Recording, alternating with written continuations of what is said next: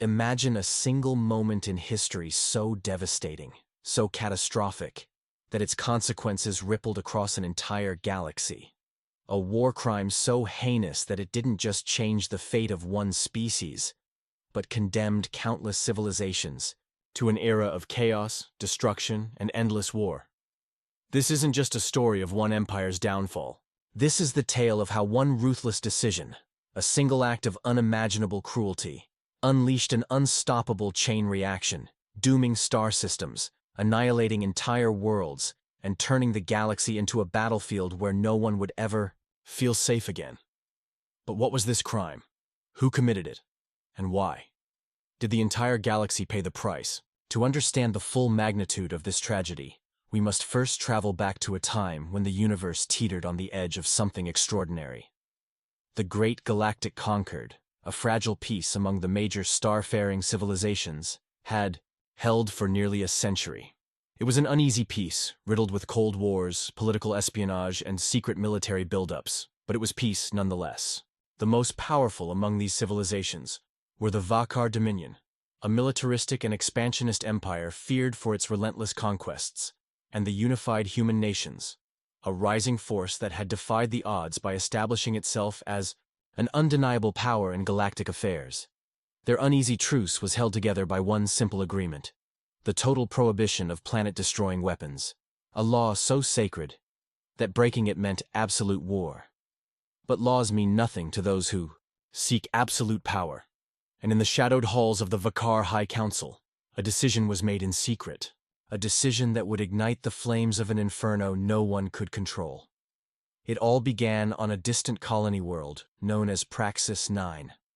A planet rich in strategic resources, it had become a prized outpost for the unified human nations.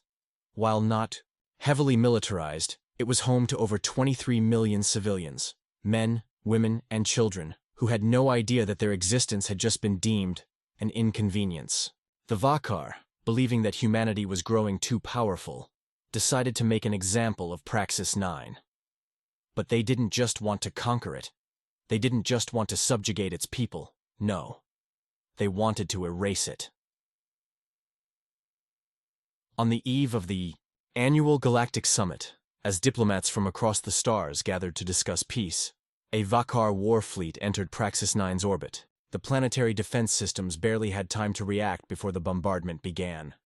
But this was no ordinary attack. The Vakar unleashed a weapon forbidden by every interstellar treaty, a dark matter annihilation device, a weapon so devastating that it didn't just destroy life, it erased matter itself.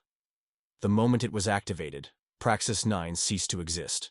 In the blink of an eye, an entire planet, its cities, its forests, its people, were gone.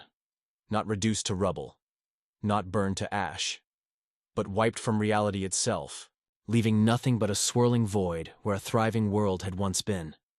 The universe had never witnessed an atrocity of this scale. The shockwaves of Praxis 9's annihilation were felt across the stars, and the galactic community was thrown into absolute turmoil.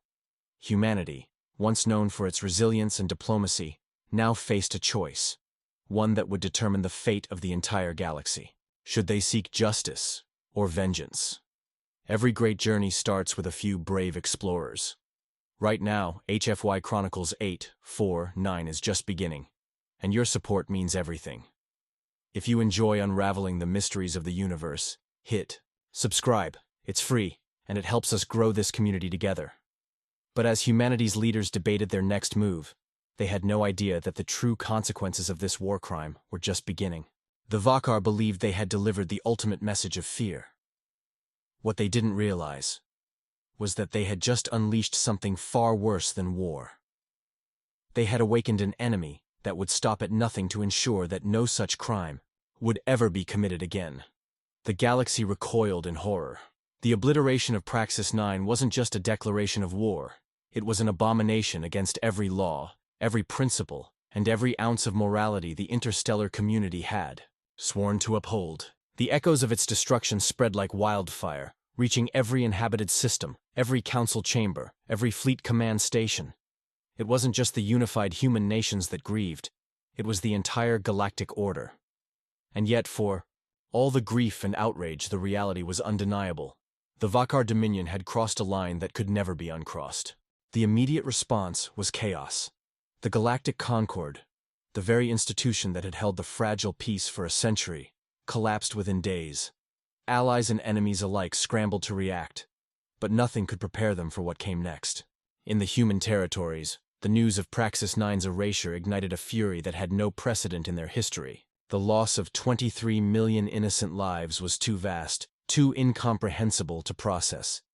Grief turned to rage, rage turned to resolve, and resolve turned into something far more dangerous, a unanimous, undying thirst for retribution. The unified human nations, once a species known for its careful diplomacy and strategic restraint, transformed overnight. The bureaucrats who had long debated peacekeeping policies were cast aside. The generals, the admirals, the hardened warriors who had fought countless battles on the fringes of known space, they took control. Humanity wasn't just preparing for war.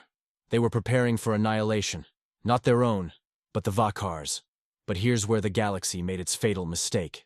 Many believed that humanity, outnumbered, outgunned, and surrounded by far older and more established empires, could never stand against the might of the Vakar Dominion.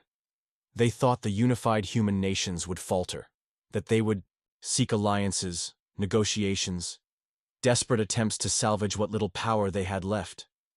But humanity wasn't interested in politics anymore. They weren't seeking allies. They weren't drafting peace accords. They were doing something far worse. They were building a war machine unlike anything the galaxy had ever seen. The moment Praxis 9 fell, every human world, every colony, every outpost was converted into a production line for destruction. Research, stations that once focused on exploration and medicine were repurposed into weapons laboratories. Factories that had once built freighters and agricultural equipment now churned out dreadnoughts and war mechs. And the most terrifying aspect? Humanity's war doctrine had changed. They were no longer bound by the ethics they once held dear. The Vakar had shown the galaxy that the old rules no longer mattered, and humanity had learned the lesson well. In less than a year, the unified human nations had transformed into something new, something terrifying, something the Vakar Dominion had never anticipated. Their fleets had been reinforced with weapons far beyond anything the galaxy had seen. Swarms of AI-controlled drone ships, self-replicating orbital platforms, and hyperspace. Siege cannons capable of tearing entire moons in half. And then there was Project Revenant, humanity's answer to the Vakar's dark matter annihilation device. But while the Vakar's weapon had erased Praxis 9 in an instant, Project Revenant was designed to do something far worse. When humanity finally struck back, it wasn't with a single battle. It wasn't with skirmishes or territorial conflicts. It was with systematic, unrelenting extermination. The first target was the Vakar military outpost on Droskar 7, a fortress world that had stood unchallenged for centuries. The Vakar believed it to be impenetrable.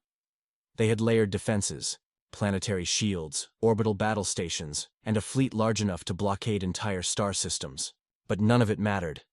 Humanity's new weapons bypassed shields, tore through defenses like paper, and rained hellfire onto the surface.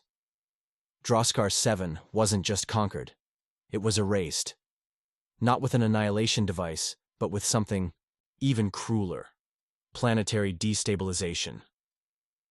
The humans didn't simply bomb Droskar 7 into submission, they altered its gravitational balance, triggering tectonic ruptures so severe that the planet literally collapsed in on itself. Billions of Vakar lives lost in an apocalyptic implosion. The message was clear. This was no longer a war. This was extinction. But humanity wasn't done. The Vakar had spent centuries expanding their empire, absorbing weaker civilizations, enforcing their will through brutality and oppression. Now, those same civilizations, long enslaved, long oppressed, were watching. And when they saw what humanity was doing, they joined. The anti-Vakar resistance, which had once been nothing more than scattered insurgent cells, became an organized, coordinated war machine. They followed humanity's lead, rising against their former masters with a fury that had been suppressed for generations. One by one, Vakar worlds began to fall. Their military command structure fractured, their supply lines collapsed, their war fleets shattered. And at the heart of it all was humanity. Driven not by conquest, not by power, but by vengeance. But as the galaxy burned, as the Vakar dominion crumbled, a terrifying question began to emerge. Humanity's rage had been justified, their war inevitable. But had it gone too far? Because something had changed in them. They had once fought for survival, then for justice. But now they fought for something darker, something more primal. It was no longer about Praxis 9. It was no longer about the millions who had died. It was about making sure that no one, no species, no empire, no force in the galaxy would ever think to cross them again. And the rest of the galaxy? They weren't sure if they had just witnessed justice or the birth of something far worse. Then the Vakar. The war had transformed from a conflict into a cataclysm. Across the stars, the once mighty Vakar dominion collapsed like a dying star, its vast empire fracturing under the weight of humanity's relentless onslaught. It was no longer a war between two civilizations. It had become a reckoning, a merciless purge fueled by the ghosts of Praxis 9. But here's the terrifying truth. Humanity didn't stop at military targets. The world-shattering destruction of Droskar 7 was just the beginning. One by one, every Vakar-controlled world fell into chaos. Some were annihilated outright, reduced to drifting fields of molten rock and shattered debris. Others suffered fates even crueler. Humanity's new war doctrine was simple. If a planet had once raised a Vakar banner, it would never raise one again. They deployed terraforming weapons, devices that poisoned atmospheres, shattered ecosystems, and transformed entire biospheres into barren, lifeless husks. These weren't just acts of war. They were declarations of extinction. At first, the Vakar military believed they could regroup. Their central command issued desperate countermeasures, ordering fleets to retreat to core worlds, gathering whatever forces they could still muster. But that was another fatal mistake. Humanity wasn't chasing them. They were hurting them. Every major Vakar retreat was met with ambushes, hyperspace traps that collapsed entire star routes, leaving entire armadas stranded in dead space. Communication lines were jammed, encrypted codes were broken, and what remained of the Vakar's leadership found themselves cut off, unable to coordinate. The humans had become something the Vakar had never encountered before. An enemy that did not fight for conquest, for resources, or even survival. They fought for vengeance. And then came the breaking point. The Vakar High Council, a ruling body that had existed for over 12 millennia, was one of the last remaining government structures in their empire. It had relocated to their most fortified core world, Akrathis Prime, a fortress planet protected by 3 planetary shields, 2 artificial moons bristling with heavy weaponry, and the largest fleet the Vakar had ever assembled. They believed that if they could hold out, if they could just endure long enough, the galaxy would intervene. That someone, anyone, would stop humanity before they wiped the Vakar from existence. But the galaxy did nothing. No fleets came to the Vakar's aid. No ambassadors sought peace. Every empire, every alliance, every independent power that had once sworn to maintain balance had watched humanity's rampage in silence. Some feared retaliation.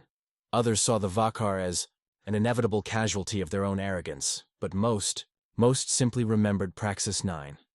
And they decided that this was justice. So when humanity arrived at Akrathis Prime, there were no negotiations, no calls for surrender, no mercy. Humanity's assault was swift and merciless. The orbital defenses were overwhelmed in minutes, their fleets shattered in hours. The 3 planetary shields that had protected Akrathis Prime for centuries collapsed under relentless bombardment, leaving the planet exposed. But humanity didn't just launch an invasion. No, that would have been merciful. Instead, they unveiled Project Revenant.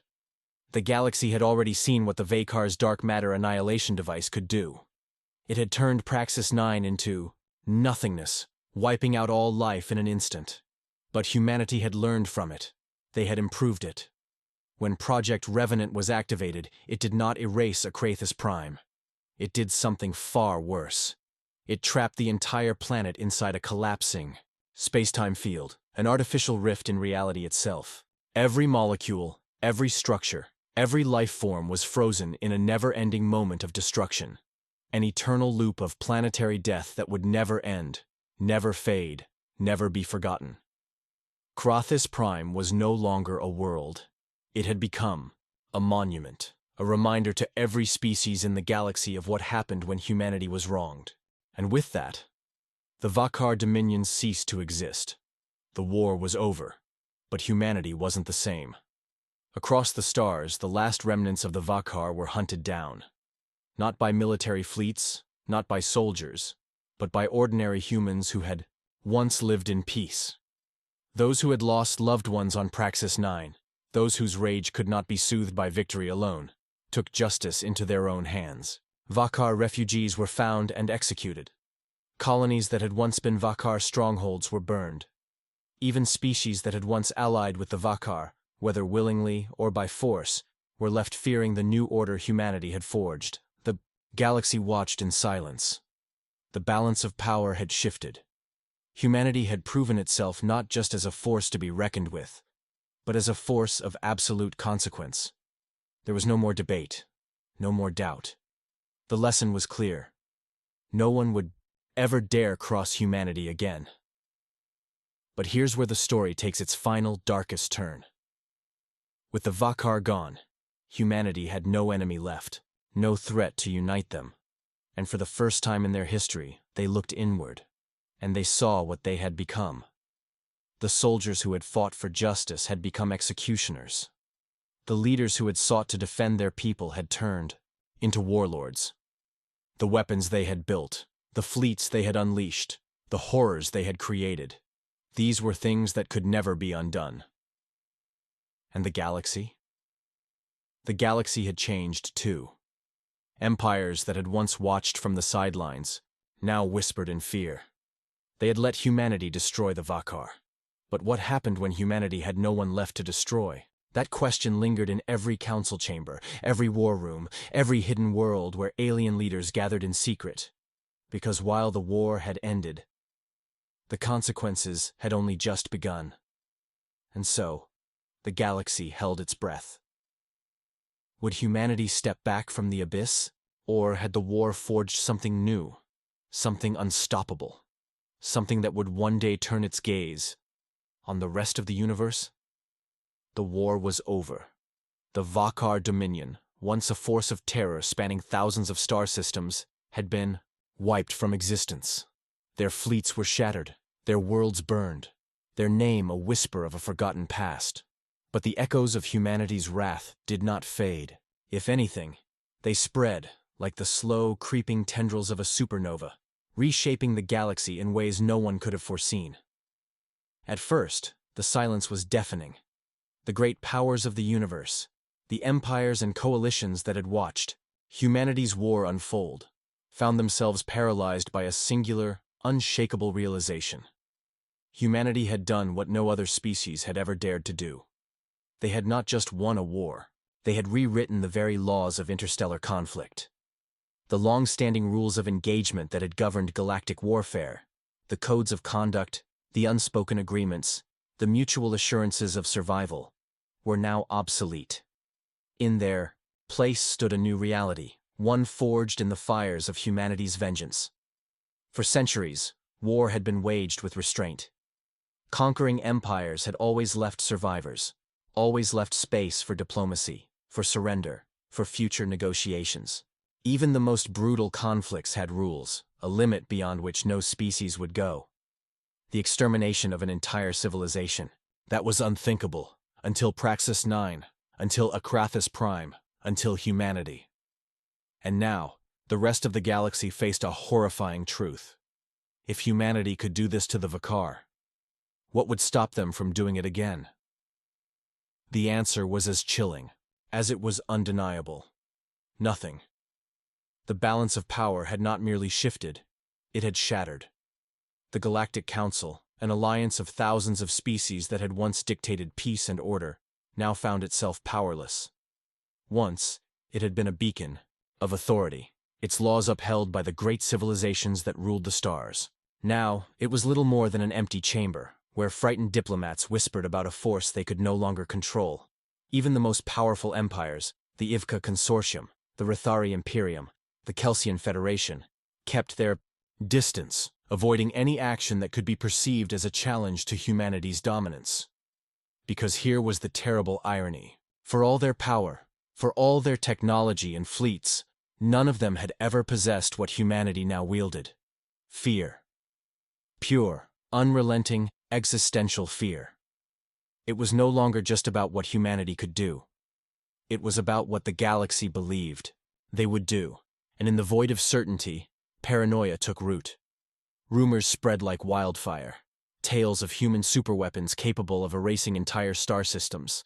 Stories of elite human strike teams assassinating high-ranking officials in rival empires. Whether they were true or not didn't matter. The fear was real, and fear, once unleashed, had a way of becoming self-fulfilling. And so, the inevitable happened. The galaxy armed itself. Every species, every faction, every empire that had once dismissed humanity as a minor player now saw them as the singular force that could determine the fate of the stars. Military spending skyrocketed. Entire fleets were built in secret. Planetary defenses, once considered unnecessary relics of an older time, were now constructed on every major world. The arms race had begun, but here's the cruelest twist. Humanity had no intention of continuing the war. The war had taken its toll, not just on the galaxy, but on the humans themselves. The soldiers who had fought in the campaign against the Vakar had returned home to find themselves haunted by what they had done. The leaders who had once promised vengeance now found themselves trapped in a reality they could no longer control. The war had changed them. Humanity was no longer the same species that had reached for the stars in hopeful exploration. They had become something else, something darker, something colder. And so, the great question arose. What happens when a species built for vengeance no longer has an enemy? Some believed humanity would turn inward, that they would fracture and collapse under the weight of their own destruction.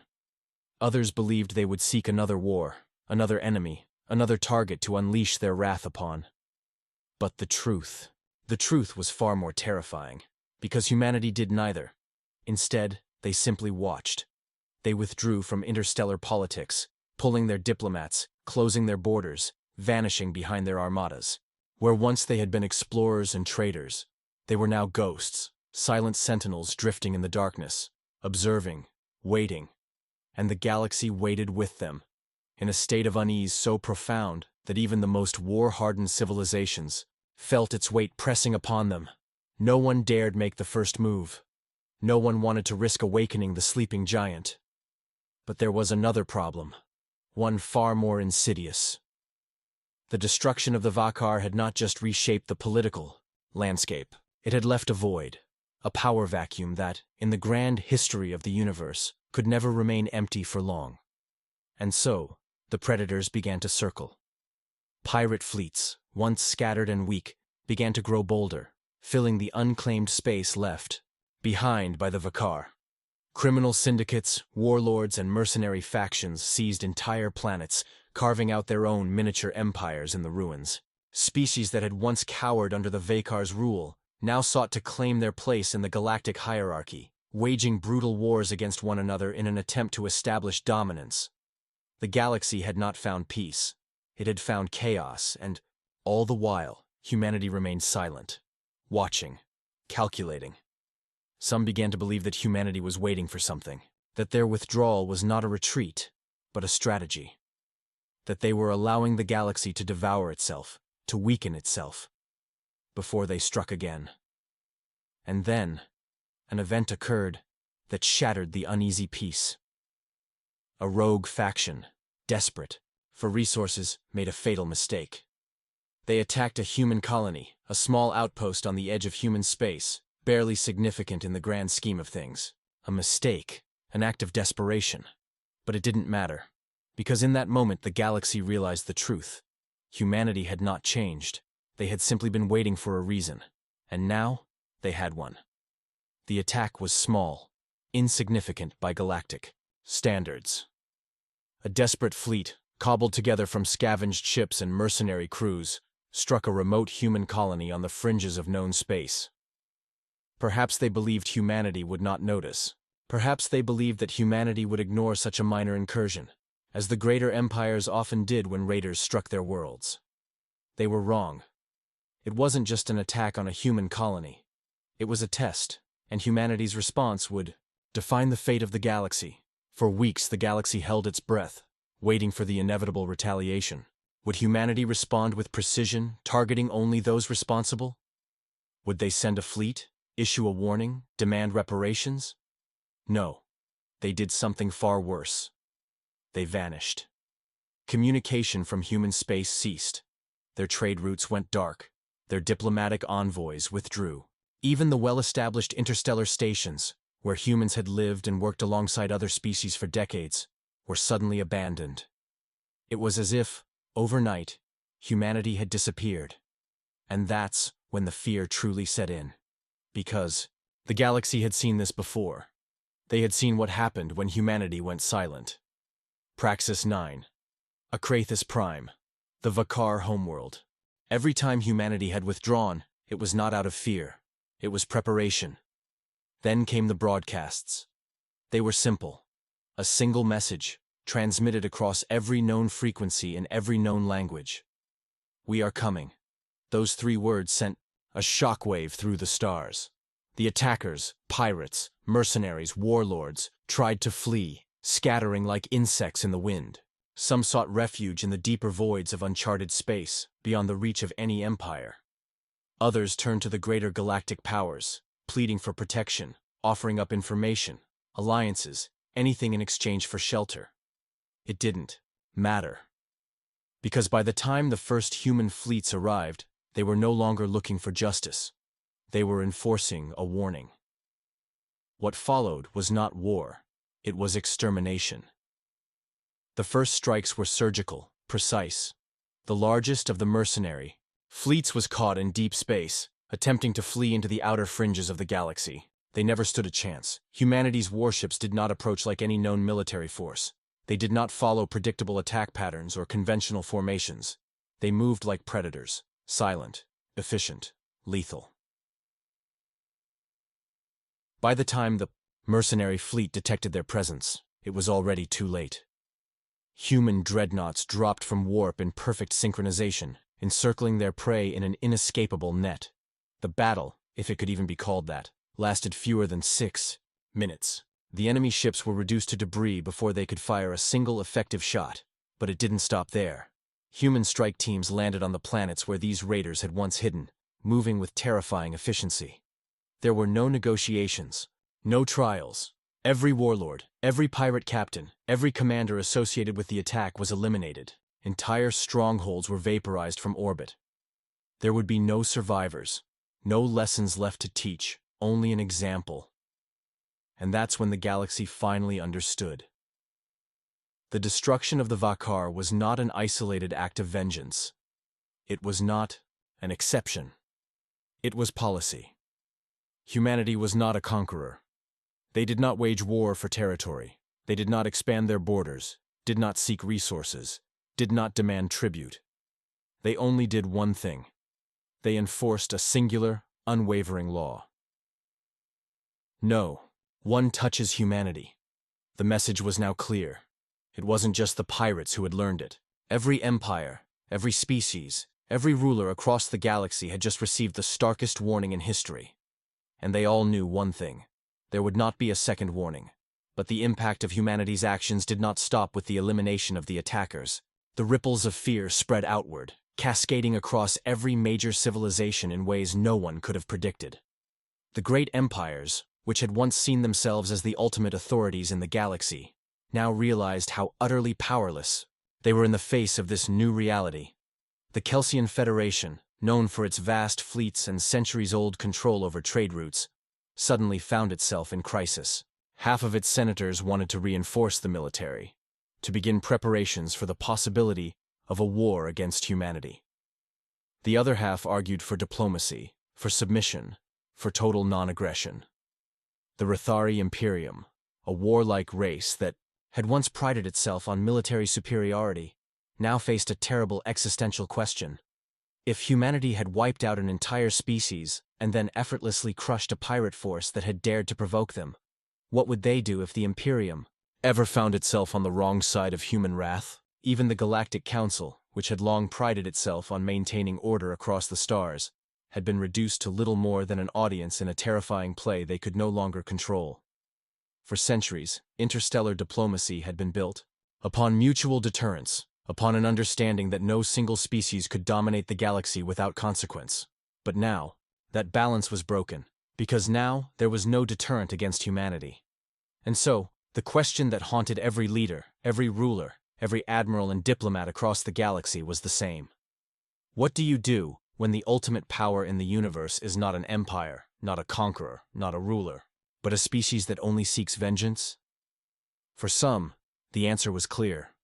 They sought alliances, forging new treaties, strengthening old bonds. They believed that unity was the only way to ensure their survival. For others, the answer was much darker. They whispered in secret councils, speaking of preemptive measures, of desperate gambits. They knew that if humanity could not be defeated in war, there was only one other option. They would have to eliminate humanity before humanity eliminated them. Assassins were sent, spies infiltrated human territories, but they never returned, because as the galaxy would soon learn, humanity had already anticipated this move. They had already prepared, and what came next would shake the foundations of the universe itself.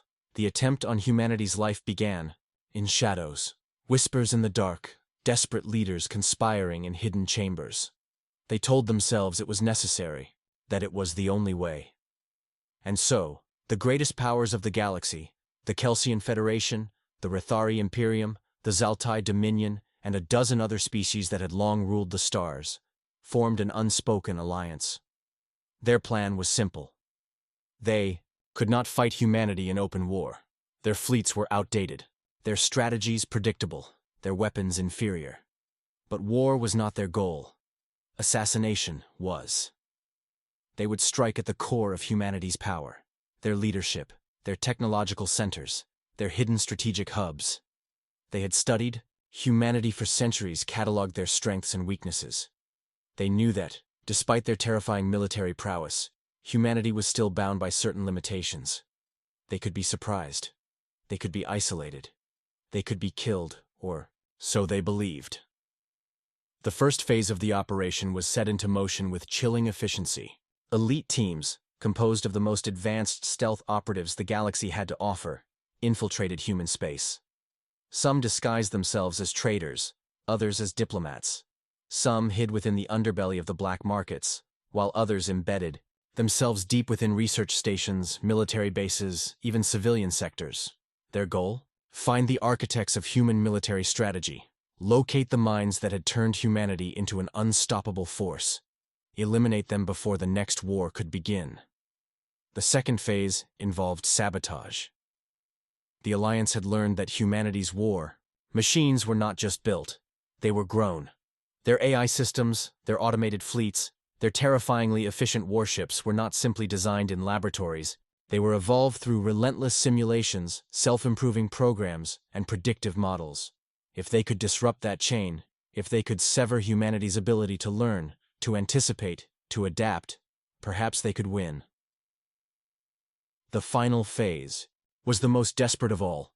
If all else failed, they would turn to the unthinkable.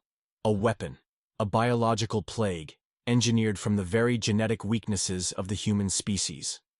A virus, tailored to spread through their colonies undetected, silent and deadly. It would take years to develop, but once released, it would ensure that humanity would never rise again. They thought they had planned for everything. They thought humanity had no idea. They were wrong. The moment the first infiltrators crossed into human space, they vanished. No distress signals, no remains. They simply ceased to exist. The black markets where spies had hidden, obliterated in sudden, unexplained explosions. The research stations they had infiltrated, purged in accidental, system malfunctions that vented entire sectors into the void. The diplomats who had embedded themselves in human colonies, one by one, they were found, sitting motionless in their quarters, their bodies frozen in expressions of pure terror, as if they had seen something before they died. The Alliance's high command watched in horror as their best operatives, their most brilliant minds, their carefully laid plans, were wiped out before they could even begin. And then the messages started coming. At first, they were subtle. A Rathari admiral woke to find a human insignia carved into the hull of his personal warship, despite the fact that no human vessel had been detected anywhere near his system. A Kelsian intelligence officer discovered that her entire network of spies had been systematically erased from existence, their records deleted from every known database, their real identities exposed to their enemies. The Zaltai, a species known for their near-absolute control of cyber warfare, found that every single one of their strategic military plans had been copied and sent back to them, each one stamped with a human signature. "We see you." Panic set in. The Alliance had made one fatal mistake. They had assumed that humanity was only prepared for war. They had not realized that humanity had already won the war before it even began. Because humanity did not just fight battles, they hunted. And, now, the hunters had become the hunted. Within days, key figures within the Alliance began to disappear. An admiral was found dead in his personal chambers, the doors still locked from the inside. No sign of forced entry, no sign of struggle, just a single message carved into the walls. One war crime against humanity, one price for the galaxy. A senator known for his vehement stance against humanity was found adrift in deep space, alone. In an escape pod, his life support intact but his mind shattered. He never spoke again. Entire research facilities dedicated to developing the biological weapon were found in ruins, their data erased, their lead scientists missing. And then came the final message. It was broadcast across every major frequency, every known language, every corner of the galaxy. Humanity had remained silent during their retaliation against the pirates. But this time, they had something to say. A single human figure appeared on every screen, standing in front of the shattered remains of an alien warship. Their face was hidden in shadow, but their voice was unmistakably calm, composed. "You wanted to know what happens when you break humanity's law. You wanted to see how far we would go. Now you know." The camera zoomed out, revealing thousands of ships in the void. Human warships, but not in attack formation. They were positioned around something immense, a Dyson sphere, a structure so vast it encased an entire star, pulsating with energy. "This is the key to our survival. You thought we were playing the same game as you, but we never were. While you plotted in darkness, we were building the future. A future beyond war, beyond scarcity, beyond fear." The transmission ended with a final, chilling statement. "We have no desire to rule, no desire to conquer. But understand this, humanity does not forgive. And humanity does not forget. This was your only warning." And then, just like before, humanity went silent. But this time the galaxy did not breathe a sigh of relief. Because now, they understood. Humanity was no longer just another species in the galactic order. They had become something else. Something unstoppable. Something inevitable, and the greatest fear of all? This was not the end of the story. This was only the beginning. The silence that followed humanity's transmission was not a sign of peace. It was a void. A chilling, unnatural pause in the fabric of galactic affairs. Governments hesitated. Military strategists froze. Even the most arrogant warlords of the outer fringes, those who had once scoffed at humanity's rise, spoke in hushed voices, because the message had been clear. The galaxy had gambled against humanity, and lost. For the first time in recorded history, the great powers of the universe found themselves on the other side of fear. They had ruled for eons, their dominance unchallenged, their arrogance unshaken. They had believed that no species could truly rise above the laws of war, diplomacy, and power struggles. But humanity had changed the rules. And now, the rest of the galaxy was left to deal with the consequences. For weeks, nothing happened. No further transmissions. No retaliatory strikes. No movements from the human fleets. It was almost worse than open war. There was no clear enemy to fight, no battle lines drawn, no ultimatums to negotiate. Just an unspoken certainty that humanity was watching, waiting. And then, the disappearances began. High-ranking officials who had once advocated for humanity's destruction were the first to go. The chairman of the Kelsian Federation's War Council, a man who had orchestrated countless skirmishes against human colonies, vanished without a trace. His security detail swore that he had gone to sleep in his private estate, heavily guarded, and locked behind layers of defensive technology. By morning, he was gone. No signs of forced entry. No alarms triggered. His encrypted communication logs contained only a single file, untouched, left for his subordinates to find. A short audio recording. A voice, human, calm, precise. Did you think we would forget? One by one, the masterminds of the anti-human conspiracy disappeared. Some were found drifting in escape pods, their minds shattered, muttering incomprehensible phrases about the black ships. Others were found in their homes, untouched but lifeless, expressions frozen in terror. The galaxy called them phantom killings. No suspects, no evidence, just the undeniable certainty that humanity's vengeance had only begun. Panic spread. Governments scrambled to distance themselves from the conspiracy, issuing frantic statements claiming they had never supported the war crime against humanity. Treaties were hastily rewritten. Entire intelligence agencies were dismantled overnight, in a desperate attempt to prove that they had nothing to hide. But it was too late. Humanity had made their decision. The war crimes against them could not be undone. The price had to be paid. But here was the true horror. The galaxy realized they did not understand what that price was. Would humanity strike in open war? Would they unleash a weapon beyond imagination? Or was this only the beginning of a punishment that would stretch across centuries? The uncertainty was a knife at the throat of every leader, every general, every species who had once seen humanity as a minor power. And then, another message arrived. But this time, it was not a warning. It was an invitation, a single beacon sent across the galactic network, a live transmission from an unknown region of human space. What the galaxy saw changed the course of history.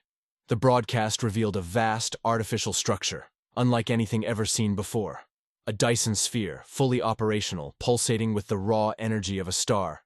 And before it, a fleet, not just warships, something more. Something beyond anything the galaxy had ever built.